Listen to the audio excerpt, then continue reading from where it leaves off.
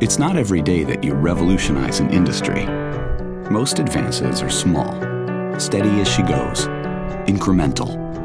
This is small too. 9.3 microns, 9 millionths of a meter, an eighth of a human hair. But that's huge. It's exponential. 9 millionths of a meter is causing a complete paradigm shift and will forever change what it means to go to the dentist.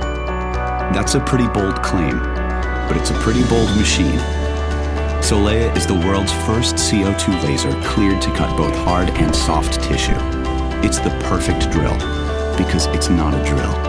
It's a laser so advanced it cuts through everything, even the industry BS about lasers. Solea all but eliminates the drill, eliminates the pain, eliminates the anxiety.